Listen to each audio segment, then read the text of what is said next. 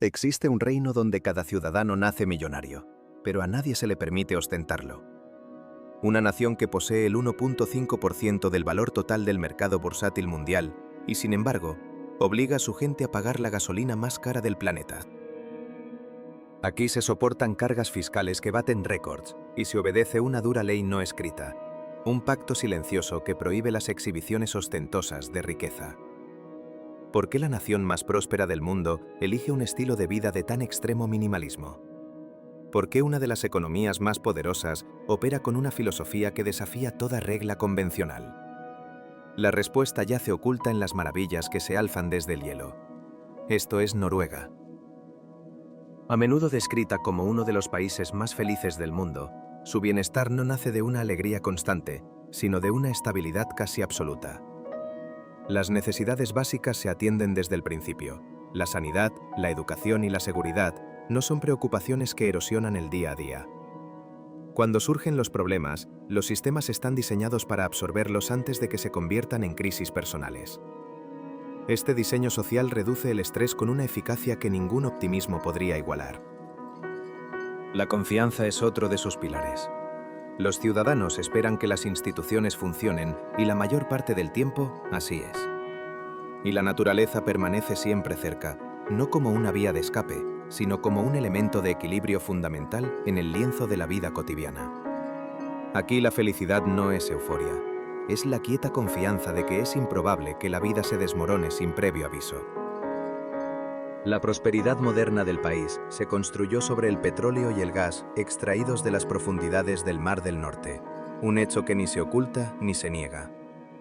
Las plataformas marinas se convirtieron en proyectos nacionales, estrictamente regulados y gestionados por el Estado, con ingresos que se canalizaron hacia fondos a largo plazo, en lugar de destinarse al consumo inmediato. Esa misma fuente de riqueza financia ahora un esfuerzo deliberado por abandonar el mismo combustible que la creó. La transición de Noruega hacia los vehículos eléctricos y la energía limpia a menudo se malinterpreta como un acto de superioridad moral. En la práctica, funciona más como ingeniería aplicada. Los coches de gasolina no se prohíben con declaraciones dramáticas. En su lugar, los impuestos los vuelven cada vez más imprácticos. Los vehículos eléctricos se apoyan mediante una meticulosa coreografía de incentivos, exenciones de peajes y una infraestructura que se anticipa a la resistencia. Las estaciones de carga se convierten en elementos normales del paisaje, eliminando la incertidumbre mucho antes de que los hábitos se vean forzados a cambiar. Dentro de este carácter nacional, lejos de sus fronteras, se desarrolla una ceremonia insólita. En el zoológico de Edimburgo, un pingüino rey llamado Sir Nils Olaf es un miembro oficial, condecorado como caballero, de la Guardia Real Noruega. El título es real, reconocido a través de un protocolo militar formal y renovado a través de generaciones de pingüinos que heredan el nombre. Para los extraños, la historia parece un simple gesto de humor, pero dentro del marco cultural noruego, fue un aparentemente absurdo, un recordatorio de que la estructura y la tradición pueden coexistir con una perspectiva única del mundo. Quizás la verdadera riqueza no reside en la acumulación, sino en la confianza silenciosa de que la vida simplemente no se hará pedazos. Hay decisiones que no se escriben en leyes, sino que se tallan en piedra y se elevan en cristal. La política medioambiental de una nación y un pingüino nombrado caballero no son, en efecto, historias separadas. Son la expresión de una misma conciencia colectiva, una que se revela en los contornos de sus ciudades. Oslo se manifiesta a través de la contención, no de la ostentación. A lo largo del puerto, las guerras medievales de la fortaleza de Akershus todavía defienden su posición. Fue erigida a finales del siglo XIII para proteger un pequeño reino que comprendió su vulnerabilidad mucho antes de que la riqueza llegara a sus costas. La piedra es pesada, funcional, despojada de adornos superfluos. Su lenguaje no es el de la opulencia, sino el de la resistencia, moldeada por la necesidad de perdurar más que por el deseo de impresionar. Desde sus murallas, la ciudad se despliega serena, mesurada, envuelta en un silencio inusual para una capital europea. El horizonte no compite por la atención, se ofrece con calma. Pero justo al otro lado del agua, un nuevo lenguaje emerge del fiordo. La Casa de la Ópera se alza desde las profundidades con un vocabulario completamente distinto. Sus superficies de mármol blanco se inclinan suavemente hasta encontrarse con el mar, en un gesto que es a la vez una proeza arquitectónica y una invitación. Invitan al ciudadano a caminar sobre su tejado, a convertirlo en una plaza pública, en una extensión del paisaje, más que en un monumento cultural intocable. No hay vallas, ni pedestales elevados, ni el más mínimo intento de segregar la estructura de la vida cotidiana. La construcción es, sin duda, costosa, pero se niega al espectáculo. Su valor no reside en la exclusividad, sino en el acceso universal. Este diálogo entre lo antiguo y lo nuevo no es accidental. Oslo no encierra su historia tras un cristal, ni aísla su ambición moderna tras símbolos de poder inalcanzables. La ciudad permite que ambos existan en la misma conversación visual, en un equilibrio constante. Akershus habla de supervivencia y continuidad. La ópera habla de inversión colectiva y confianza en el futuro. Juntas, expresan una preferencia nacional por la riqueza pública sobre la exhibición privada. El pulso de la ciudad sigue esta misma lógica. Las calles se sienten limpias, pero no asépticas. El movimiento es pausado, deliberado. Los espacios públicos están diseñados para funcionar primero e impresionar después. La riqueza aquí no se anuncia con rascacielos que desafían el cielo, ni con el estruendo del lujo. Se manifiesta en la fiabilidad de sus servicios, en el meticuloso mantenimiento de lo común, en la ausencia de prisa que solo la confianza puede generar. Oslo no intenta parecer rica. Intenta, con una determinación silenciosa, funcionar bien para todos. Para comprender la raíz de esta filosofía, es necesario viajar más allá del asfalto, hacia el corazón de los valles, donde la madera guarda la memoria del tiempo. Allí, la iglesia de madera de Borgund se erige como un testamento de cómo una sociedad aprendió a sobrevivir escuchando a sus materiales. Construida a finales del siglo XII, la estructura fue ensamblada casi en su totalidad sin clavos de metal. Los carpinteros de la era vikinga, herederos de un saber ancestral, confiaron en uniones de precisión milimétrica, en clavijas de madera y en una comprensión íntima de cómo el material respira, se contrae y se expande a lo largo de décadas de humedad, heladas y movimiento. Cada viga anticipa la hinchazón, cada conexión permite que el edificio dialogue con las estaciones. La iglesia está construida con pino, cosechado en bosques de crecimiento lento, árboles forjados por inviernos largos y veranos breves, cuya densidad confirió a la madera una fuerza y una resistencia a la descomposición fuera de lo común. El alquitrán de pino sella las superficies, oscureciendo los muros hasta darles un tono casi místico, protegiéndolos de una lluvia que llega a menudo y se marcha sin prisa.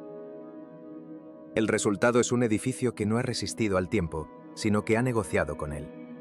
Un pacto de madera y clima que ha perdurado por más de 800 años. Y en lo alto, talladas en las líneas del techo, las cabezas de dragón emergen de la estructura.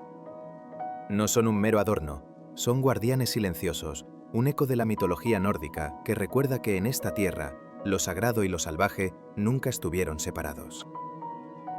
Son la prueba de una decisión fundamental. Construir un futuro no sobre lo que se puede poseer, sino sobre lo que se puede compartir y preservar. Una riqueza que no se mide en lo que se extrae de la tierra, sino en la sabiduría de saber cuándo, simplemente, dejarla ser. Las figuras talladas en la madera oscura no eran un mero exceso decorativo. Dragones y serpientes se entrelazan en los portales y en los remates de los tejados. Sus formas sinuosas son un eco de un tiempo anterior. Eran guardianes, centinelas silentes, apostados para ahuyentar las fuerzas invisibles de un mundo donde la naturaleza era impredecible y los sistemas de creencias se superponían como capas de hielo antiguo. El cristianismo había llegado a estas tierras, pero su avance no borró las huellas del pasado. No pudo. En lugar de erradicar los símbolos más antiguos, los absorbió, los reformuló y les otorgó un nuevo propósito. La iglesia se convirtió en un espacio de sincretismo, un lugar donde la memoria pagana y el ritual cristiano coexistían sin una resolución definitiva, en una tensión sagrada. En su interior, la luz se filtra con timidez. Los gruesos muros de madera y las aberturas estrechas crean una atmósfera que se asemeja más al interior de un bosque denso que a una catedral. Y esto fue intencionado. El culto aquí nunca pretendió abrumar los sentidos con oro y esplendor. Buscaba reflejar el entorno que la gente ya comprendía: el silencio, el refugio, la resistencia. Borgund no se preserva únicamente como un artefacto de fe. Funciona como la evidencia material de cómo el pueblo noruego adaptó sus creencias, su arquitectura y su artesanía a un paisaje exigente. La estructura no domina su entorno, emerge de él, como si la propia tierra la hubiera hecho brotar. Hay lugares donde la supervivencia no depende de la fuerza, sino de la sabiduría para elegir dónde guarecerse. Esa idea se encarna en el silencio de Heller. Dos pequeñas casas de madera ancladas bajo el vientre de una inmensa roca saliente. No fueron construidas allí por su belleza, sino por una necesidad primordial: la protección. La piedra desvía la lluvia, suaviza el viento y crea una extraña sensación de estabilidad en un paisaje costero implacable. Las familias que habitaron este lugar poseían poca tierra y escasos recursos. En lugar de forzar al terreno a someterse, utilizaron lo que éste ya les ofrecía. La roca se convirtió en un techo que no exigía construcción ni mantenimiento, solo requería comprensión. Las casas permanecieron pequeñas porque cualquier estructura más grande habría sido una invitación al frío, a la intemperie y al riesgo. Heller no es una historia de aislamiento. Es una lección de adaptación, un recordatorio de que aquí, sobrevivir significaba integrarse en la tierra, no separarse de ella. Este pacto silencioso se convierte en un umbral. Más allá de este punto, el paisaje ya no ofrece cobijo. Se eleva, abrupto y vertical, y comienza a exigir algo distinto de quienes se atreven a recorrerlo. Cuando la naturaleza deja de ofrecer amparo, ¿cómo cambia el comportamiento humano? El ascenso termina sin previo aviso. Los árboles se dispersan, el sonido se desvanece. Lo que queda es una superficie de piedra, un corte limpio y horizontal, suspendido sobre una caída vertiginosa. Esto es Preikestolen, el púlpito. Una amplia meseta de roca se eleva a casi 600 metros sobre las aguas oscuras del fiordo. No hay barandillas, ni señales, ni intento alguno de enmarcar la vista. El borde existe tal y como ha sido durante milenios, inalterado por la tensión o el tránsito. Nadie llega aquí deprisa. El sendero exige tiempo, un paso firme y paciencia. Cuando por fin se alcanza la meseta, la respiración se ha calmado y el movimiento se vuelve deliberado, consciente del espacio y del vacío. En estos lugares, la escala no se mide en metros, sino en generaciones. Y la respuesta humana, ya sea a través de la fe, la supervivencia o el asombro, es siempre la misma: un profundo reconocimiento de que somos una parte del paisaje y no sus dueños. Es un diálogo silencioso entre la fragilidad humana y la permanencia de la tierra. Aquí, al borde del abismo, el cuerpo no busca la acción, busca la quietud. La escala de la caída impone una conciencia inmediata del propio peso, del equilibrio precario, de la distancia que separa la vida del vacío. Cada paso se siente medido, cada movimiento una deliberación contra la gravedad. La superficie misma narra una historia mucho más antigua. Esta roca fue moldeada por la presión de eras geológicas y el lento, implacable retroceder del hielo. Su geometría perfecta no es obra de herramientas ni de un diseño consciente. Es el resultado puro de la geología, no de la arquitectura. La planicie es un accidente. La altura es la consecuencia de una sustracción gradual, de milenios de erosión, no de un levantamiento tectónico. Mucho antes de convertirse en un destino, este lugar ya estaba completo en su majestuosidad. Lo que atrae a la gente a este punto no es la búsqueda de adrenalina, es la experiencia de la escala. La figura humana, erguida contra este telón de fondo, se percibe precisa, temporal y claramente definida frente a algo inmensamente más antiguo, más pesado. La meseta sostiene sin reaccionar. El espacio inferior permanece abierto y silencioso. Al filo del precipicio, ninguna explicación es necesaria. Estar aquí vuelve superfluas ciertas ideas. La superficie permanece nivelada, el borde perpetuamente expuesto. La caída mantiene su distancia, inalterada por la presencia humana o el paso del tiempo. Las personas llegan, se detienen y retroceden, sin dejar la más mínima marca sobre la piedra. El paisaje se contrae en este punto. La roca se eleva, el espacio se estrecha. El campo que se extendía en el valle se vuelve menos visible, reemplazado por muros de piedra que parecen presionar con más fuerza a cada metro de elevación. Esa compresión define la carretera de Lisebergen. El camino se pliega sobre la ladera de la montaña a través de 27 horquillas talladas directamente en la roca viva. Cada curva revela un nuevo ángulo del fiordo, solo para arrebatarlo un instante después. La pendiente es constante, implacable. La superficie del asfalto está controlada, pero el entorno no lo está en absoluto. Las paredes de roca escarpada absorben el sonido, creando un silencio denso. La vegetación se vuelve escasa, aferrándose a las grietas. La sensación de altura se intensifica a medida que el terreno ofrece menos anclajes visuales. Lo que hace memorable a Lisebergen no es la velocidad ni el peligro, sino cómo transforma el comportamiento. Los conductores reducen la marcha sin necesidad de señalización. Los pasajeros se inclinan hacia adelante, instintivamente. La mirada permanece fija al frente. La altura se percibe a través de la presión y la concentración, no del paisaje. En los confines superiores del fiordo, la escala vuelve a cambiar. Aquí yace Kjerakbolten, una roca colosal, encajada entre dos acantilados verticales, suspendida sobre una caída de casi 1000 metros. La piedra parece inmutable, fija por una fuerza invisible, pero el espacio que la rodea vibra con una tensión irresoluta. El viento se mueve sin obstáculos a través de la brecha, un aliento helado que narra la historia del vacío. Los acantilados enmarcan este abismo sin llegar a cerrarlo. Esta formación existe sin explicación ni modificación humana. No hay marcadores que definan sus bordes, ninguna estructura que la refuerce. La roca permanece en su lugar, sostenida únicamente por la presión, rodeada de aire y de un silencio profundo. Y más allá, otra manifestación del poder geológico. Trolltunga, la lengua del troll. Una inmensa losa de piedra se proyecta horizontalmente sobre el aire, una plataforma natural suspendida sobre el lago. Su existencia no responde a un diseño, sino a una fractura milenaria en la montaña. En estos lugares, la piedra no necesita de nosotros. El ser humano se detiene, contempla y retrocede, un testigo momentáneo de una conversación entre la roca y el tiempo que comenzó mucho antes de su llegada y que continuará mucho después de su partida. El silencio y la piedra reclaman siempre su dominio eterno. Su forma es una declaración, directa, horizontal, inconfundible. En el corazón de Noruega, una astilla de roca desafía la gravedad y el vacío. Es conocida como Trolltunga, la lengua del troll. Se proyecta audaz a casi 700 metros sobre las aguas profundas y turquesas del lago Ringedalsvatnet. Una plataforma estrecha que avanza hacia la nada y termina en una caída vertical, absoluta. Su superficie, relativamente plana, ha sido pulida hasta la suavidad por el lento y persistente trabajo de milenios de hielo, agua y viento.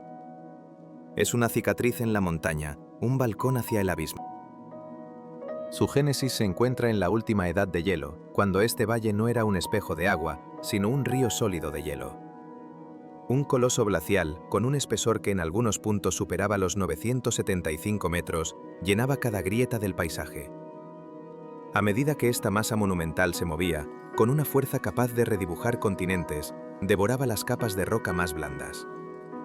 Sin embargo, dejó intacta una sección horizontal más dura, incrustada en la ladera de la montaña. Con el paso de los eones, el agua, el agente más paciente del cambio, se infiltró en las fracturas naturales de la piedra. Los ciclos repetidos de congelación y deshielo actuaron como cuñas invisibles, ensanchando esas grietas con una presión implacable, forzando gradualmente la losa hacia el exterior.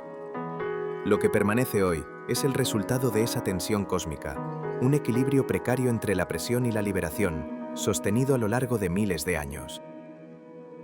El terreno circundante es una alta meseta montañosa, un paisaje esculpido por la misma erosión prolongada. El hielo talló el profundo valle y dejó las paredes escarpadas que aún definen sus bordes. Abajo, el lago recoge el deshielo que desciende de la meseta, su nivel subiendo y bajando con el pulso de las estaciones. Alcanzar esta formación no es un acto casual. Exige una peregrinación moderna a través de un terreno expuesto. un viaje de 8 a 12 horas, dependiendo de las condiciones. La distancia es constante, el terreno repetitivo y el clima, un adversario impredecible. La roca misma no anuncia su llegada, no hay fanfarria ni preludio. Simplemente se extiende en el vacío, inmutable, mientras la tierra a su alrededor se desploma en una verticalidad vertiginosa. Pero este mundo de piedra austera y vertical no cuenta toda la historia. A medida que la altitud disminuye, la naturaleza del paisaje cambia su voz. A lo largo del fiordo de Hardanger, la geografía se suaviza. Las paredes de roca se ensanchan, las pendientes se rinden y el agua, en lugar de precipitarse en cascadas, se extiende, buscando la calma. Este cambio se vuelve evidente donde los valles amplios se abren hacia el agua, permitiendo que el suelo se acumule, que la vida eche raíces. El fiordo, alimentado perpetuamente por el deshielo de los glaciares cercanos, no solo transporta agua, sino también un flujo constante de sedimentos ricos en minerales. Esta combinación única de topografía y nutrientes crea una de las pocas regiones de Noruega aptas para el cultivo de fruta a gran escala. Aquí, hileras de manzanos trazan las curvas del terreno, una caligrafía agrícola que respeta los contornos de la tierra en lugar de imponerse sobre ella. En primavera se produce una paradoja visual. Los árboles estallan en flores blancas y rosadas, mientras la nieve aún se aferra a las cumbres más altas. Los brotes de vida aparecen bajo el hielo glacial, un solapamiento estacional dictado por la elevación y la temperatura, no por el azar. Estos huertos dependen de los ciclos predecibles de deshielo y enfriamiento, produciendo frutas que maduran lentamente durante los veranos cortos e intensos. La agricultura aquí es un acto de precisión, una colaboración delicada con un entorno que ofrece abundancia, pero solo dentro de márgenes estrechos y bien definidos. Dos mundos, nacidos del mismo cincel de hielo y tiempo. 1. La piedra eterna, un monumento a la presión geológica y a la indiferencia del cosmos. El otro, el florecimiento efímero, un testimonio de la tenacidad de la vida que se aferra a los estrechos límites que la roca le concede. Aquí, la tierra no es un lienzo pasivo, es la autora de todas las historias, grabando en la piedra la permanencia y en el pétalo la urgencia de existir. En las entrañas de la tierra, allí donde la elevación se impone y el terreno se convierte en un titán de roca y hielo, el agua vuelve a congregarse. Esta concentración elemental da a luz a Boringsfossen, una de las cascadas más poderosas del país. El agua de deshielo, liberada del antiguo y vasto altiplano de Hardangervidda, se desploma casi 600 pies, 182 metros de furia líquida, en un cañón abismal tallado por la propia erosión. El caudal varía con la estación, un pulso que late con el deshielo y la lluvia, pero el canal permanece inmutable. Es una cicatriz grabada en la roca dura a lo largo de eones de escorrentía, un testamento de la paciencia implacable del agua. Sobre este abismo, un moderno puente peatonal se extiende. Su diseño es una declaración de minimalismo y funcionalidad, una estructura concebida para resistir el rocío, el viento y la vibración sísmica del torrente sin interrumpir jamás su curso. El puente no busca enmarcar la cascada, permite la observación sin alterar su esencia indómita, un reconocimiento de que la obra del hombre es aquí una mera espectadora. Más abajo, en las laderas inferiores, los huertos permanecen anclados, siguiendo las líneas fértiles donde el suelo es lo suficientemente profundo para sostener raíces. Pero más arriba, el agua gana velocidad, una fuerza imparable que desciende por un único canal. Su torrente fluye sin interrupción, indiferente a la vida que florece a sus pies. El agua continúa su viaje hacia la costa. Aquí la lluvia llega con frecuencia, no en ráfagas violentas, sino en ciclos largos y persistentes que oscurecen la madera y suavizan los contornos del mundo. El agua se asienta en las superficies y permanece. Esta condición climática dio forma a Bergen, una ciudad costera erigida donde las montañas se abrazan al mar. El puerto ofrecía acceso a los caladeros y a las rutas marítimas, mientras que el terreno escarpado limitaba la expansión tierra adentro. El resultado fue un asentamiento orientado casi por completo hacia el agua. Los barcos llegaban cargados, los barcos partían repletos. El almacenamiento, el comercio y la reparación se convirtieron en necesidades diarias, no en especialidades. En el epicentro de este sistema se alza Briggen, una hilera de estrechos almacenes de madera frente al puerto. Estas estructuras se remontan al periodo en que la Liga Hanseática controlaba gran parte del comercio del Atlántico Norte. Por estos edificios circulaban enormes volúmenes de bacalao y arenque secos, conservados para su transporte y redistribución por toda Europa. El pescado sustentaba largos viajes y poblaciones densas, uniendo este puerto a mercados mucho más allá del fiordo. Los edificios se inclinan ligeramente, resultado de siglos de asentamiento sobre terrenos ganados al mar. Sus armazones de madera fueron reemplazados y reconstruidos tras repetidos incendios, a menudo siguiendo la misma huella ancestral. Los colores vivos se añadieron más tarde, no como un adorno, sino como un sistema de identificación para el almacenamiento y la propiedad. La madera sigue siendo el material dominante, mantenida en lugar de sustituida, incluso cuando el tiempo la desgasta.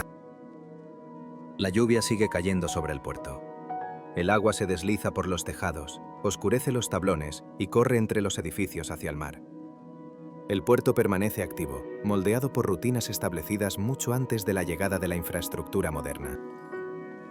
Finalmente, el viaje del agua alcanza su expresión más íntima. El espacio se estrecha, primero gradualmente, luego de repente. El agua y la roca se aproximan hasta que apenas queda un resquicio entre ellos. En este corredor líquido, el tiempo parece detenerse. El agua, que en las alturas era una fuerza de erosión y en la ciudad un pulso de vida y comercio, aquí se convierte en un espejo silencioso. Refleja los picos imponentes y el cielo fugaz, un testigo impasible del paso de las eras. Es el recordatorio final de que, aunque el hombre construya puentes para observar su poder o ciudades para aprovechar su generosidad, el curso del agua es absoluto. Su viaje no tiene principio ni fin, simplemente es. En el corazón de Noruega, donde la tierra se fractura en un laberinto de agua y piedra, yace un corredor conocido como Nærøyfjord. Es uno de los fiordos más angostos del mundo, una cicatriz líquida tallada en el paisaje. En su sección más claustrofóbica, la distancia entre las murallas de roca opuestas se reduce a apenas 250 metros, un pasaje íntimo para la inmensidad que lo contiene.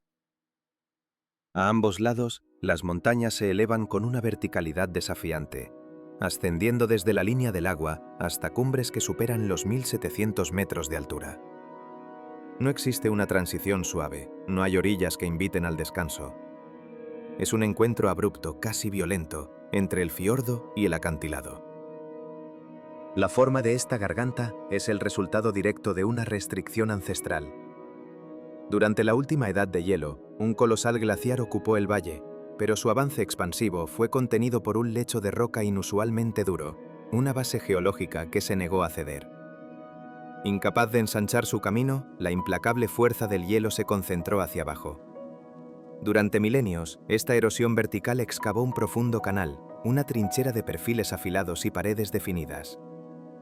Cuando el hielo finalmente se retiró, el agua del mar inundó la senda esculpida, preservando para siempre su perfil angosto y dramático. Bajo la superficie, la profundidad aumenta con la misma brusquedad. En varias secciones, el lecho del fiordo se desploma a más de 500 metros. El agua en la superficie, sin embargo, permanece en una calma casi sobrenatural, protegida de los vientos por el abrazo de la roca. Los reflejos se mantienen intactos, duplicando la altura de los acantilados y borrando la frontera entre la piedra y su espectro líquido. La vegetación solo encuentra un lugar donde aferrarse en las fracturas de la pared, pequeños oasis de vida donde el suelo ha logrado acumularse. Las cascadas descienden en delgados hilos de plata, alimentadas por el deshielo estacional de las cumbres. En este santuario geológico hay poco sonido más allá del susurro del agua y el eco del viento, ambos absorbidos por la escala y la distancia.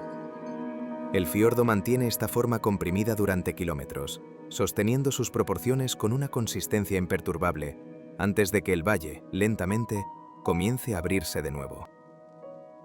Aquí el movimiento se vuelve interno. En lugar de cruzar un terreno abierto, la infraestructura humana desaparece en las entrañas de la roca. Este enfoque define a Flåmsbana, una línea ferroviaria construida para conectar un asentamiento aislado en el fiordo con la red ferroviaria nacional, situada en las alturas. La línea asciende más de 850 metros en una distancia muy corta, convirtiéndola en una de las vías férreas de ancho estándar más empinadas del planeta. Su construcción comenzó a principios del siglo XX, mucho antes de que existieran las modernas tuneladoras. La mayor parte del trabajo se hizo a mano. Cuadrillas de hombres perforaron, dinamitaron y despejaron su camino a través de la roca sólida, avanzando a menudo solo unos pocos metros por día. La ruta atraviesa 20 túneles, muchos de ellos tallados directamente en la ladera de la montaña. En lugar de evitar las cascadas y los barrancos, la vía se enhebra entre ellos, ajustando su pendiente y curvatura a los caprichos que el terreno permitía.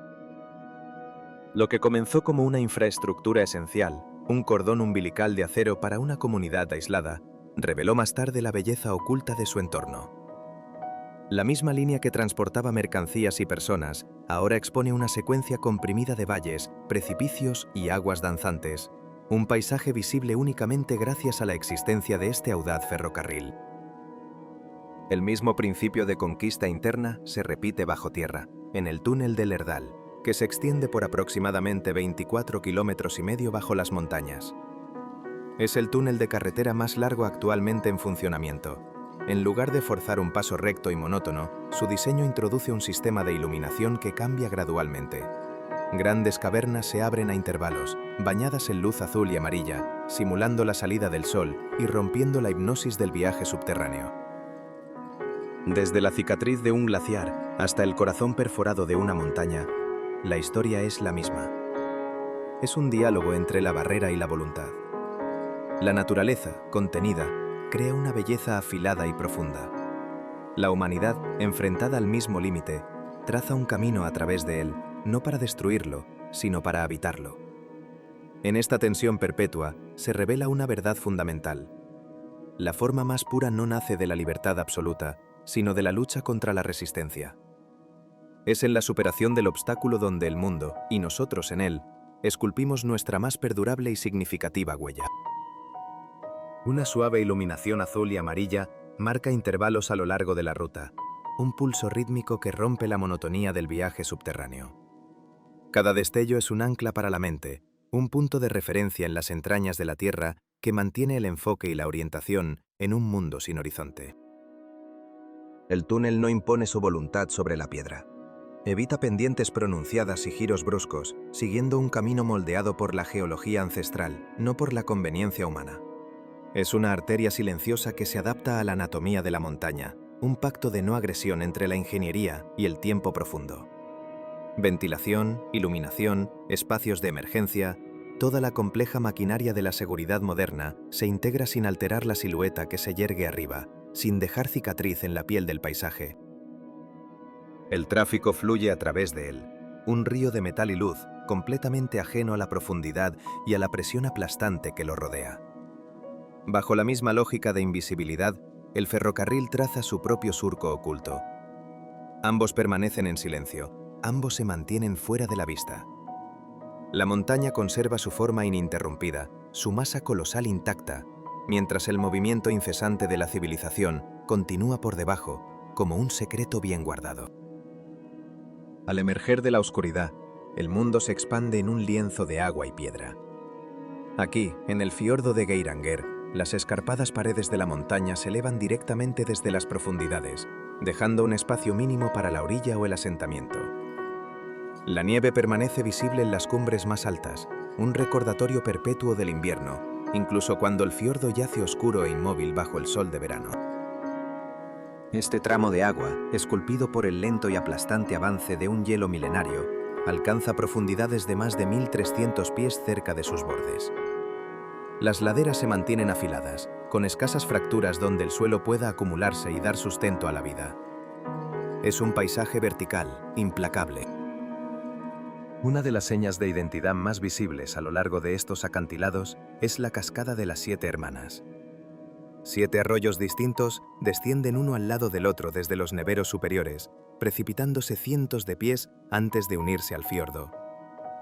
Su caudal es un pulso anual, más poderoso y atronador durante el deshielo primaveral, más delgado y etéreo hacia el final del estío. Cada arroyo mantiene su propio curso, una individualidad líquida que se resiste a fusionarse por completo con los demás. La tradición local les asigna nombres y roles, ligados a la antigua leyenda de 7 hermanas y un pretendiente que las cortejaba desde la orilla opuesta. El relato perdura en la forma de nombrar la cascada, un eco humano superpuesto a la fuerza natural, mientras el agua misma continúa su descenso, inmutable y eterna. Más arriba en las laderas, pequeñas granjas de madera permanecen ancladas en terrazas estrechas talladas en la roca. Hubo un tiempo en que estas granjas estuvieron ocupadas, accesibles únicamente mediante escaleras de mano y senderos vertiginosos. Eran un desafío a la gravedad y al aislamiento, un testimonio de la tenacidad humana. El ganado pastaba donde la hierba lograba sobrevivir, en un equilibrio precario con el abismo. Con el tiempo, el acceso se volvió impracticable, la vida allí insostenible. Las granjas fueron abandonadas, pero no demolidas. En otros valles, la presión del paisaje exige una respuesta más directa y audaz. La elevación aumenta rápidamente, el espacio se contrae. Las paredes de roca se alzan tan cerca que limitan cualquier opción de movimiento. Esa presión encuentra su respuesta en Trollstigen, la escalera del troll, una carretera de montaña construida sobre una pendiente casi vertical. 11 curvas cerradas en horquilla ascienden a través de la roca expuesta, cada una de ellas excavada a mano en la piedra maciza a principios del siglo XX.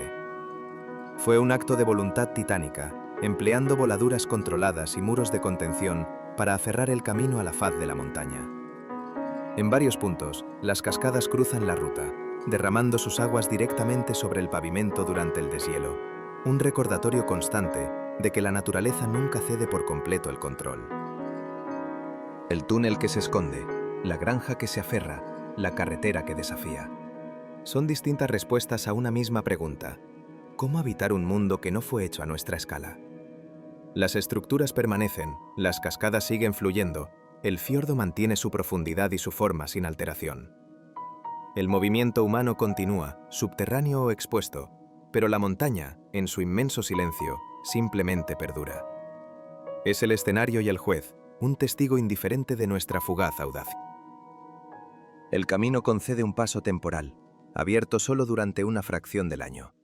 Se repliega sobre sí mismo cuando el hielo y el desprendimiento de rocas convierten el tránsito en un acto de fe. Nada en esta ruta sugiere permanencia. Las barandillas son mínimas, casi simbólicas. La superficie se estrecha en las curvas, un recordatorio constante de la concesión precaria del terreno. Es la montaña la que determina dónde puede existir el asfalto y dónde no. Su mantenimiento es una labor incesante, un diálogo sin fin con la gravedad y la erosión. La estabilidad aquí no es un estado, sino una promesa condicional, renovada cada día. En la costa, la escala del desafío cambia, pero el ciclo de impermanencia y adaptación perdura. Ålesund ocupa una serie de islas bajas, un baluarte frágil frente al mar abierto. En el año 1904, una sola noche de invierno bastó para que el fuego, avivado por el viento, consumiera la ciudad de madera casi por completo. Una comunidad entera reducida a cenizas. La reconstrucción fue inmediata, pero no fue un acto de nostalgia. En lugar de replicar el pasado vulnerable, sobre las ruinas humeantes nació una visión audaz. La ciudad renacería en piedra, siguiendo el estilo Art Nouveau que florecía en el norte de Europa. Fachadas curvas, ornamentación detallada inspirada en la naturaleza y calles estrechas reemplazaron la antigua cuadrícula. Los edificios se irguieron juntos, un frente unido contra el viento implacable y la lluvia persistente. El puerto reanudó rápidamente su función vital. La pesca, el transporte y la reparación de barcos continuaron. La ciudad no se trasladó, se transformó. El camino de montaña y la ciudad costera siguen en uso. Uno exige una atención constante para mantenerse en su lugar, un esfuerzo perpetuo contra el colapso. La otra se erige como el resultado de un reemplazo radical, no de la preservación. Ambos ocupan lugares donde el fracaso ya ha ocurrido, donde la continuación depende de la voluntad de reconstruir. Pero hay lugares donde la confrontación es aún más directa, donde el agua abierta presiona desde ambos lados y la tierra firme es solo una interrupción. Aquí no hay refugio, solo exposición y la tiranía del tiempo. Este tramo de costa es atravesado por la carretera del Atlántico, una serie corta pero deliberada de puentes que enlazan pequeñas islas directamente sobre las aguas del Atlántico Norte. Una serpiente de asfalto y hormigón que se extiende poco más de 8 kilómetros, tendida a ras de mar en lugar de elevarse por encima de él. Su trazado sigue los huecos naturales entre las islas, los mismos canales por donde las olas ya se movían libremente, sin dejar amortiguador alguno entre la estructura y el clima. Su sección más icónica es el puente Storseisundet. La estructura se curva bruscamente en su punto más alto, elevándose aproximadamente 21 metros sobre el agua antes de descender de nuevo hacia la carretera. Desde ciertos ángulos, su tablero parece terminar abruptamente en el cielo, un truco de la perspectiva creado por su curvatura audaz, no por su altura. Fue diseñado para flexionarse bajo presión, permitiendo que las fuerzas del viento y las olas la atraviesen sin concentrar la tensión en un único punto. No lucha contra la naturaleza, baila con ella. Las condiciones de tormenta definen la memoria de este lugar. Las olas rompen sobre la calzada, el rocío supera las barandillas y el viento empuja el agua lateralmente sobre la cubierta. Estos eventos no fueron un imprevisto, fueron contemplados y asumidos durante su construcción. El camino fue cerrado repetidamente mientras se construía, dañado más de una vez por la furia del océano, luego reforzado y finalmente completado. Su forma final no refleja un ideal original, sino el eco de esos ajustes forzados, las cicatrices de su propia creación. No existen barreras auxiliares ni rutas secundarias. Los puentes permanecen directamente expuestos al mar, un testimonio de la ingeniería que acepta el riesgo en lugar de evitarlo. Aquí el fracaso no es una posibilidad, es una certeza recurrente. La existencia misma de estas estructuras, ya sea en la montaña, en la ciudad renacida o sobre las olas, no se basa en la ilusión de la permanencia. Se fundamenta en la capacidad humana de responder a la ruptura, de reconstruir sobre los escombros y de trazar un camino no donde es fácil, sino donde es necesario.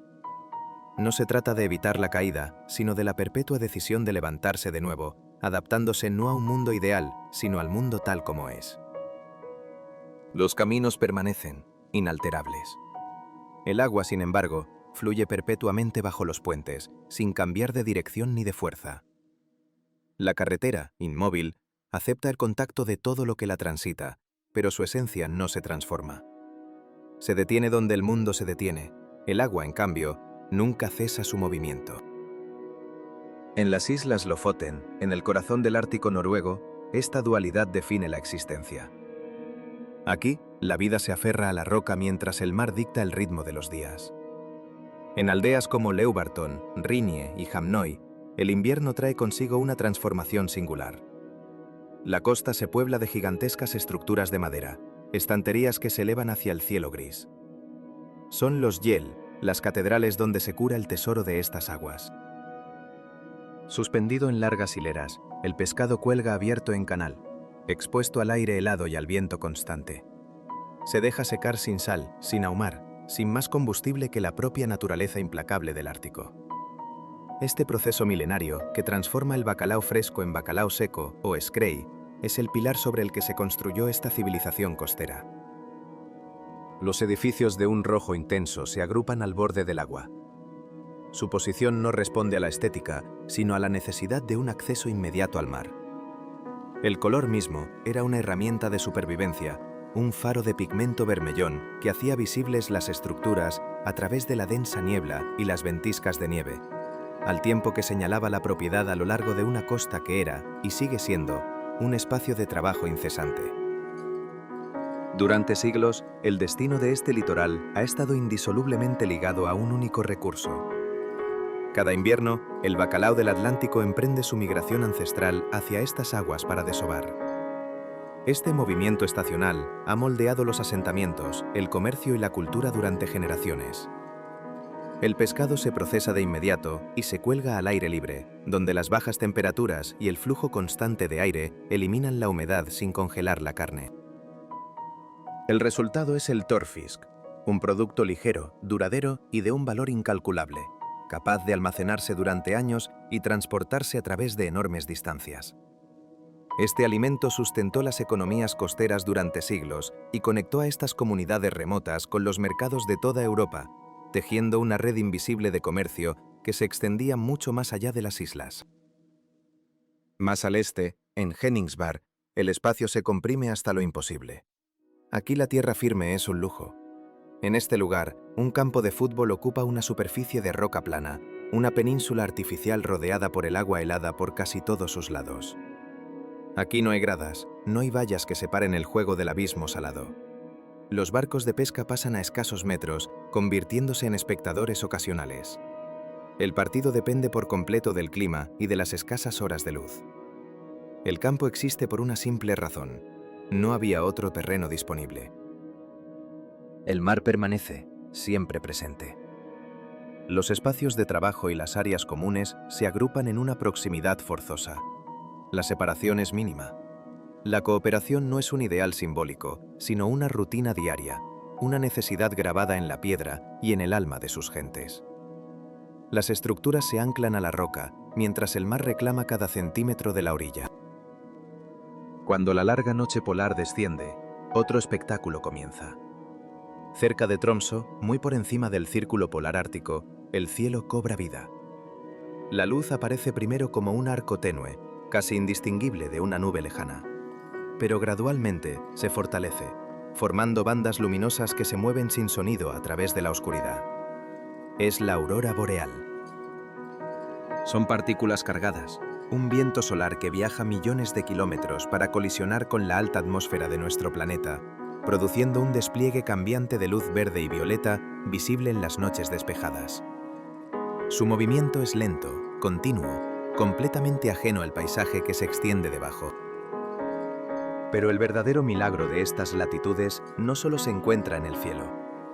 A nivel del mar, la vida continúa bajo la superficie. Las aguas que rodean Tromsø permanecen libres de hielo durante todo el año, un aparente desafío a la lógica del Ártico. Es el efecto de una corriente cálida, un río invisible de aguas templadas que viaja hacia el norte, manteniendo este puerto vital abierto y permitiendo que la vida marina florezca incluso en la más profunda oscuridad invernal. El ser humano, anclado a la roca inmutable, depende del mar que fluye y mira hacia un cielo que danza con fuegos silenciosos. Todo ello posible gracias a un calor que llega desde mundos lejanos. En este borde del mundo, la vida no es una conquista sobre la naturaleza, sino un diálogo constante, una humilde aceptación de las fuerzas que gobiernan el tiempo, la marea y la luz. En las profundidades del invierno ártico, las condiciones se alinean para sustentar vastas concentraciones de arenque. Un pulso de vida plateada que atrae a los depredadores desde la inmensidad del océano. Siguiendo estas migraciones ancestrales, las orcas emergen, sus aletas dorsales cortando las aguas cercanas a la costa con una precisión matemática. Su presencia es un evento tan predecible como las mareas, una visita breve y de una eficiencia implacable. El movimiento es una sinfonía coordinada, un ballet silencioso ejecutado por una inteligencia colectiva. La superficie del agua se rompe solo por un instante. Un destello de piel blanca y negra, el vapor de un soplido que se congela en el aire helado, y luego el silencio regresa. El mar se aquieta de nuevo, guardando sus secretos. Bajo las olas no hay espectáculo, no hay una lucha caótica. La interacción es un acto de depredación controlado, casi quirúrgico, moldeado por la necesidad imperiosa de sobrevivir, no por la exhibición de poder. Una vez que el cardumen se ha disperso, los cazadores se desvanecen. Siguen adelante, dejando las aguas aparentemente inalteradas, como si la transferencia de vida y muerte nunca hubiera ocurrido. Arriba, la luz ártica continúa su danza perpetua. El color se desvanece en la penumbra polar y regresa con una intensidad sobrenatural. Las nubes atraviesan el firmamento sin interrumpir este patrón eterno. El mar y el cielo permanecen activos, cada uno operando en su propia escala monumental, indiferentes el uno al otro. Aquí, en este reino, nada hace una pausa para ser observado. El ciclo simplemente se repite cuando las condiciones lo permiten, impulsado por fuerzas muy alejadas de la superficie, sostenido a través de la oscuridad y el frío implacable. Tan al norte, los vuelos comerciales operan con horarios limitados, dictados por el clima. La carga, el combustible y los alimentos, los frágiles hilos que conectan esta vida con el mundo exterior, llegan por aire o por mar, solo cuando las condiciones lo permiten. El archipiélago de Svalbard yace en lo profundo del Círculo Polar Ártico, donde el permafrost y el hielo marino estacional establecen las reglas fundamentales de la logística diaria. El hielo se forma y se rompe con las estaciones, un pulso helado que redefine el paisaje. El permafrost, suelo permanentemente congelado, ancla los edificios a cimientos poco profundos, una constante advertencia de la impermanencia de cualquier construcción humana. El movimiento fuera de los asentamientos sigue reglas estrictas, moldeadas no por la distancia, sino por el tiempo atmosférico y la vida salvaje. Una presencia domina esta tierra de hielo y roca. Aquí el oso polar no es un símbolo entrañable de la naturaleza, es una realidad regulada, el soberano indiscutible de este dominio. Viajar más allá de los límites del pueblo requiere precauciones extremas, y los encuentros son tratados como un riesgo grave, nunca como un espectáculo. Los animales se mueven a través del hielo y la costa, siguiendo a sus presas, en gran medida indiferentes a las fronteras trazadas por el hombre. Bajo la roca, cerca de la bahía de Longyearbyen, se encuentra otra estructura diseñada para escalas de tiempo aún más largas. La bóveda global de semillas de Svalbard, construida en las entrañas del suelo congelado, un arca moderna que almacena duplicados de semillas de todas las regiones agrícolas del mundo. Su ubicación fue elegida por su estabilidad geológica, su aislamiento y un frío natural que no depende de la energía humana. La bóveda permanece sellada la mayor parte del tiempo, accesible solo cuando se requieren depósitos o, en casos extremos, extracciones. La vida aquí obedece a reglas insólitas. El entierro de los muertos no está permitido. El suelo, congelado a perpetuidad, impide la descomposición. Aquellos que llegan al final de su vida son transportados a otro lugar. Esta política no es ceremonial, sino brutalmente práctica, una decisión moldeada por las condiciones del suelo, no por las creencias. Los edificios se mantienen bajos, pegados a la tierra. Las carreteras terminan abruptamente. Los sistemas se simplifican a lo que puede ser reparado localmente, con los recursos disponibles. El asentamiento funciona dentro de márgenes muy estrechos, rodeado por el hielo, la roca y el agua abierta. Este paisaje no se adapta a la expansión. Solo permite una presencia, y bajo límites muy claros. Es un ejercicio de persistencia, una existencia que se mantiene mientras las condiciones lo permitan, mientras el entorno siga siendo el actor dominante, inmutable ante la intención humana. El hielo no solo esculpió los fiordos, forjó un alma, una conciencia de la propia escala frente a la inmensidad, una humildad extrema que nace de habitar en el borde mismo de lo posible.